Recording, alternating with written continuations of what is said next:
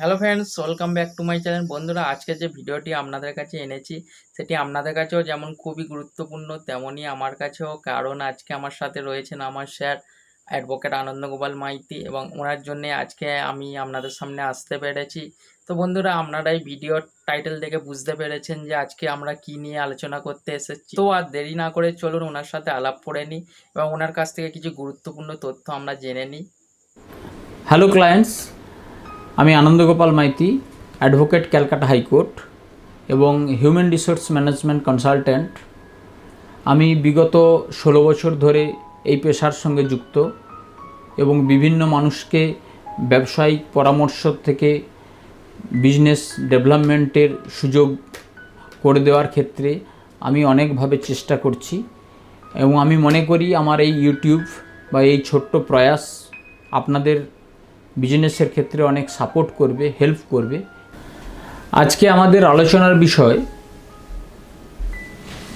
একটা বিজনেস শুরু করতে গেলে কোন কোন লাইসেন্স প্রয়োজন। আমরা জানি একটা বাংলাতে কথা আছে, বাণিজ্যে বসতি লক্ষ্মী, কিন্তু ব্যবসা করার ক্ষেত্রে কতগুলো ধাপ, কতগুলো প্রসিডিওর মেনটেন করতে হয়। সেই মেনটেন করতে গেলে যে কিছু জানা দরকার বা প্রয়োজন, সেগুলো হলো একটা বিজনেস শুরু করতে গেলে কি কি লাইসেন্সের প্রয়োজন হয়। আমরা সাধারণত জানি একটা লাইসেন্স করতে গেলে যা প্রয়োজন, প্রথমে হলো বিজনেস ছাড়পত্র, যাকে বলা হয় ট্রেড লাইসেন্স। এটা হচ্ছে প্রথম জরুরি ওয়েস্ট বেঙ্গলের ক্ষেত্রে, কিংবা আদার স্টেটের ক্ষেত্রে কতগুলো জিনিস প্রয়োজন।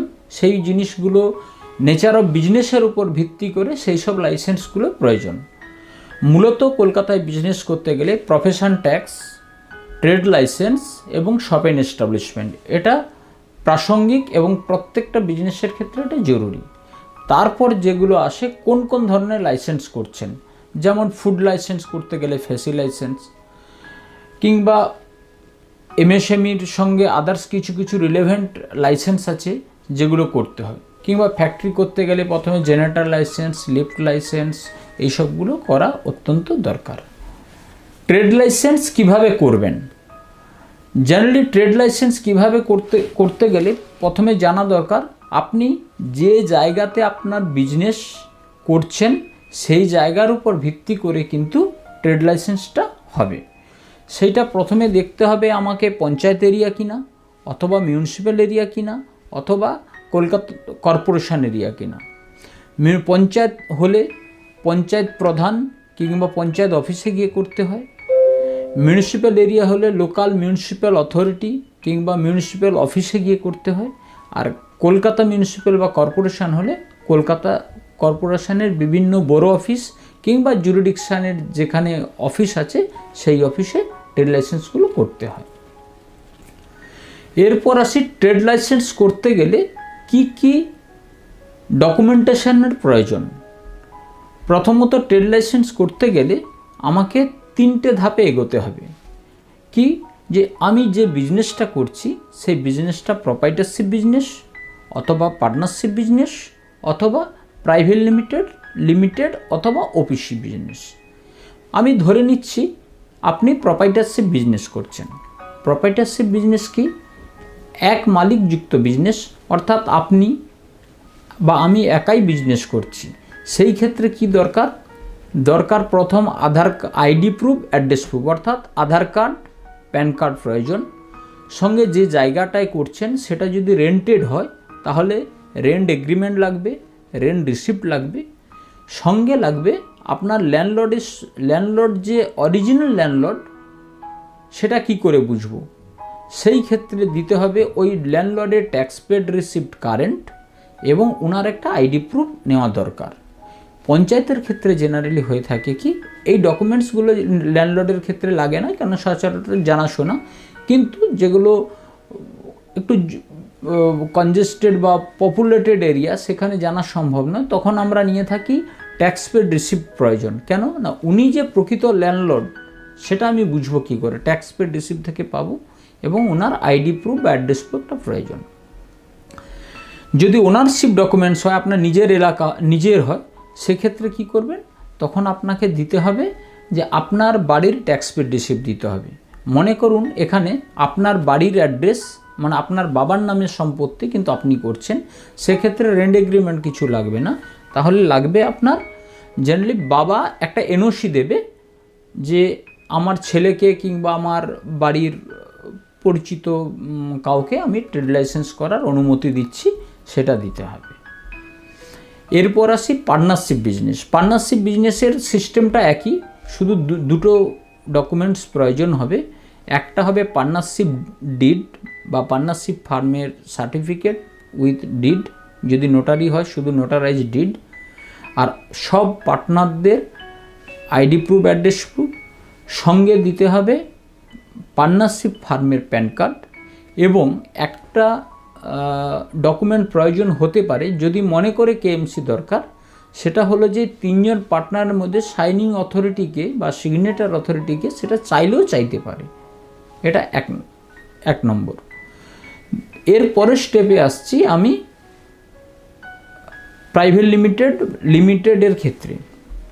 প্রাইভেট লিমিটেডের ক্ষেত্রে পার্টনারশিপের মতোই পার্টনারশিপ ডিড লাগবে না, ওখানে লাগবে এমওএ এবং রেজিস্ট্রেশন সার্টিফিকেট বা আরওসি সার্টিফিকেট। একটা বোর্ড রেজলিউশন করতে হবে, যদি ওই ডাইরেক্টরদের মধ্যে যে কোনো একজন ডাইরেক্টর করে, ওটা হলো signing authority of the partner, বা ডাইরেক্টরের পরিবর্তে যদি কোনো ম্যানেজার করে সাইনিং অথরিটি, তাহলে তাকে একটা পাওয়ার অফ অ্যাটর্নি কিংবা পাওয়ার অফ অথরিটি দিতে হবে। এবার মনে করুন আমার রেজিস্টার্ড অফিস আছে বোম্বেতে, আমি এখানে ব্রাঞ্চ অফিস করব, সেই ক্ষেত্রে কোন কোন ডকুমেন্টেশানগুলো নেবেন পার্টনারশিপের ক্ষেত্রে।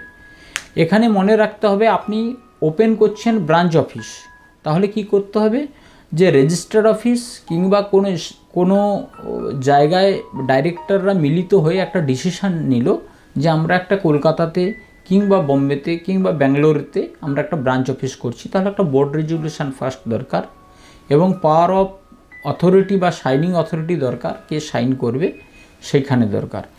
এখানে একটা জিনিস বলে রাখি, এখানে কনফিউজড হতে পারে কর্পোরেশনে, যেটা আমার লাস্ট 16 ইয়ার্স এক্সপিরিয়েন্সে আমি দেখেছি ট্রেড লাইসেন্স করতে গিয়ে, যে আপনাকে সবসময় বলবে যে as per ROC formation date থেকে আপনাকে ফিজটা দিতে হবে, কিন্তু সেটা নয়। আপনাদেরকে বলবেন যেদিন থেকে এস্টাবলিশমেন্ট ব্রাঞ্চ এখানে রেন্ট এগ্রিমেন্ট শুরু হয়েছে, যেখানে হয়েছে সেদিন থেকেই আপনাকে এখান থেকে ব্রাঞ্চের কমেন্সমেন্ট অফ বিজনেসটা নিতে হবে। আমি আশা করি বোঝাতে পারলাম যে ট্রেড লাইসেন্স করার জন্য কোন কোন ডকুমেন্টসগুলো প্রয়োজন। এখন আমি জানবো যে একটা ট্রেড লাইসেন্স করতে কতদিন টাইম লাগে। জেনারেলি একটা ট্রেড লাইসেন্স করতে টাইম লাগে 1 দিন কিংবা 2 দিন টাইম লাগে, কিন্তু এখানে পঞ্চায়েত এরিয়া যদি হয় কোনো ইন্সপেকশান থাকে না, কিংবা ইন্সপেকশান যদি হয় সেই ক্ষেত্রে টাইমটা চলে যায়। ন্যাচারালি আপনি ডকুমেন্টেশন যদি সব ঠিকঠাক দেন, ন্যাচারালি হয় সঙ্গে সঙ্গে কিংবা তার পরের দিনই দিয়ে থাকে।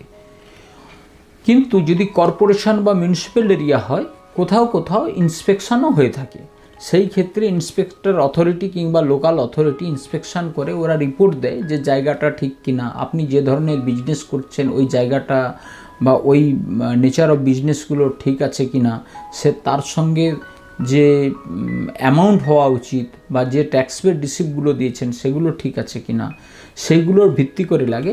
ন্যাচারালি এই ক্ষেত্রে কর্পোরেশন বা ট্রেড লাইসেন্সের ক্ষেত্রে 5 থেকে 7 দিন লাগে, কিন্তু বিশেষ ক্ষেত্রে ডকুমেন্টেশনের জটিলতা থাকলে সেটা কখনো কখনো 7 থেকে 10 দিন টাইম লাগতে পারে। এরপর আমি বলবো ট্রেড লাইসেন্সের ক্ষেত্রে ইন্সপেকশন কি বাধ্যতামূলক বা হয় কি হয় না।